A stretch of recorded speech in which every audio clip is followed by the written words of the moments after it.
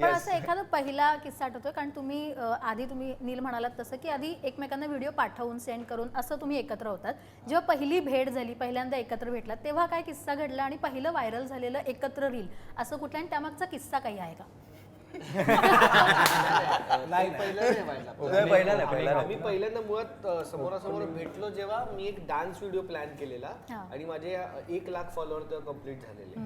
तर मी असा विचार केला की जेवढे क्रिएटर मित्र आहेत आपले ज्यांना आपण ऑनलाईन लॉकडाऊन मध्ये बोललोय किंवा काम केलं की आवडतं त्या सगळ्यांना आपण बोलवूया आणि असे 30 लोकांना मी इन्व्हाइट केले आणि त्यांच्यासोबत एक मिळून एक सेलिब्रेशन म्हणून 100K झाले माझे असं एक डान्स व्हिडिओ बनवला. तेव्हा ऍक्च्युली आम्ही पहिल्यांदा म्हणजे कारण मी नाही पण आम्ही ते सगळे बाकी श्रवण पण इनफॅक्ट आम्ही एकत्र तेव्हा पहिल्यांदा भेटलो. त्या डान्स व्हिडिओमध्ये सगळ्यांनी डान्स केला. त्यानंतर आम्ही एक पारसी कॅफे आमच्या इथे तिथे आम्ही खायला म्हणून म्हणजे तिथेच गेलो. दुसरं काय ऑप्शन आम्हाला सुचला नाही. तिथे गेलो आणि मग तेव्हा गप्पा गोष्टी खूप साऱ्या होऊ लागल्या. व्हायरल पहिला व्हिडिओ माझ्या मते करणने एक बनवलेला जेव्हा मी पहिल्यांदा विलावरती गेलो आणि ओपनिंग इंस्टाग्राम असा एक त्याची IP होती तेव्हा की दरवाजावर ती खोललं की त्या वेळेला इंस्टाग्रामवरती काय काय ट्रेंडिंग व्हायरल लोक ते सगळ्यांची आम्ही मिमिक्री करायचो आणि 1 शॉट व्हिडिओ असायचा तो 30 सेकंदाच्या आत संपवायचो आम्ही 6-7 कॅरेक्टर्स आणि त्याची त्यांनी छान बनवलेली ती IP. तर तो व्हिडिओ मला आठवत अजून तेव्हा पहिला व्हिडिओ 30 मिलियन गेलेला which was a very big thing in 2020 आणि एकत्र आम्ही सगळे होतो खूप झाला 30 मिलियन. आणि तेव्हा ते कोलॅब फीचर वगैरे असं काय नव्हतं एकच व्हिडिओ माणूस टाकू म्हणजे एकटाच टाकू शकत आणि 30 सेकंदाची रील होती. तर ते आमची जी मारामारी होती ती त्याची प्रोसेस खूप बाब होती. 30 सेकंदात ते 6 लोकांना बसवलं पाहिजे. प्रत्येकाची मिमिक्री प्रत्येकाची व्हायरल गेलेली लाईन म्हणजे आमची नाही पण ते तेव्हाच इंस्टाग्राम की इंस्टाग्राम खोलल्यावर तुम्हाला काय काय दिसतं.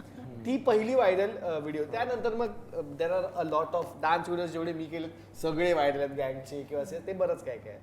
पण ही फक्त 5 जणांची टीम आहे काय आत्ता या 5 जणांच्या टीम मागे ही बरीच टीम आहे कसं शूट 6 जणांची टीम आहे. एक आहे आमच्यामध्ये श्रवण क्षीरसागर. येस पण ते वेगळं सरप्राईज आहे ते तुम्हाला फिल्म बघितल्याशिवाय ते सरप्राईज विलन तोच आहे आयुष्याचा फिल्म मधलं सांग.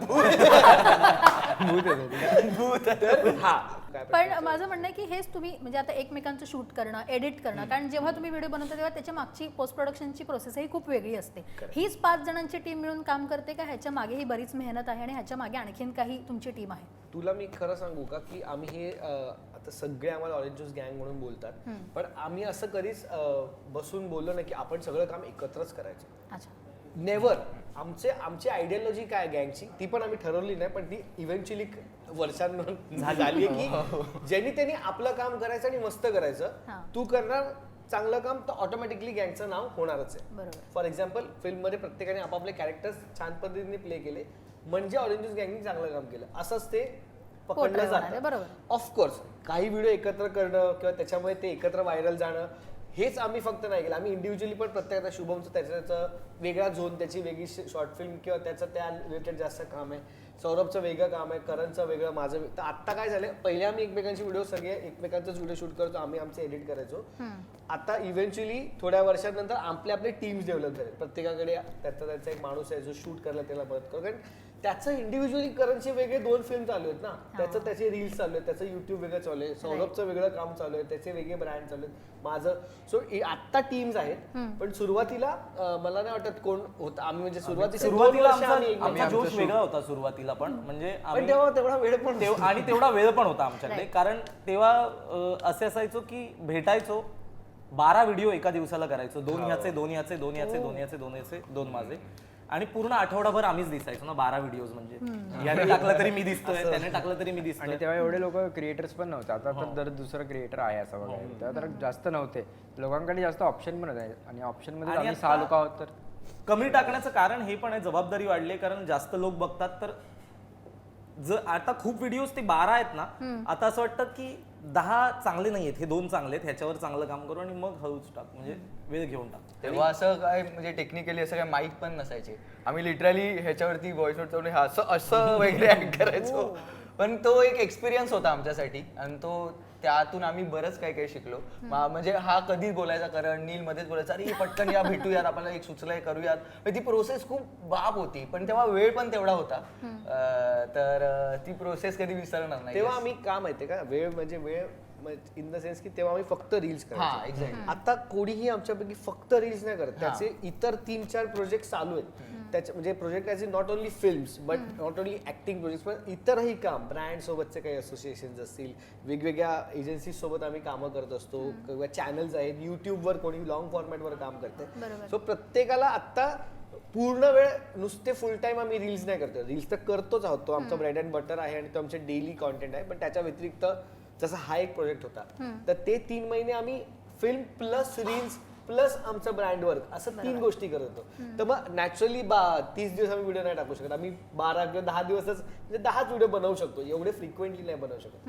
त्या हिशोबाने बोलते की तेव्हा जास्त वेळ होता. आणि डोकं आमचं सतत चालू असतं. म्हणजे इथे जरी असलो तरी आम्हाला पटकन काय आयडिया आली तर आम्ही लिहून घेतो की हा हे सुचलंय, आता ह्याच्यावर पुढे काय करायचं ते विचार करतो. पण प्रत्येकाच्या फोनमध्ये नोट्समध्ये लिहिलेली एक लिस्ट असते जी कुणालाच कधी कळणार नाही, चोरली तरी कळणार, बिकॉज ते प्रत्येकाचे शब्द असतात. ते शब्द फक्त एकच लाईन लिहितो. 2 शब्द पण असतात ते आम्हालाच माहित असतं काय आम्हालाच आहे माहिती असतं. चोरी करके कुछ होगा नाही. केली ना तरी त्याला एक्झिक्युशन समजा लागेल. आमच्या डोक्यात जे व्हिज्युअलायझेशन आहे ते त्या कारण की माणसाचं ते त्या 2 लाईन मध्ये आमच्या डोक्यात स्क्रिप्ट आहे डायरेक्ट. 2 लाईन वाचले की आम्हाला आणि माहिती आहे काय ती करायचं. त्याच्यामध्ये कोण फिट होणार, नील होईल, करण होईल, ते कास्टिंग पण आम्हीच ठरवतो. पण असे कधी क्रिएटिव्ह डिफरन्सेस होतात की कधीच नाही. कधी तो पण एक कारण प्रत्येकाचा unsaid- अर्थात डोक्यात तुला एक वेगळा असतो. ती पण मजा सांगतो. आमच्यात अनसेड रूल आहे आधीपासूनच, आम्ही कधी ठरवलं नाही. शुभम बोला ना, बाय गाईज माझी व्हिडिओ तुम्ही सगळे 5 जण त्याच्यामध्ये आहात, मग जे शुभम बोलेल ते आम्ही ऐकणार. आम्ही मॅक्स सजेशन देऊ की ऐक असं जो घेऊ शकतो, पण आम्ही हे नाही बोलणार की ऐक ना ही बरोबर नाही व्हिडिओ, तू अशी व्हिडिओ बनव.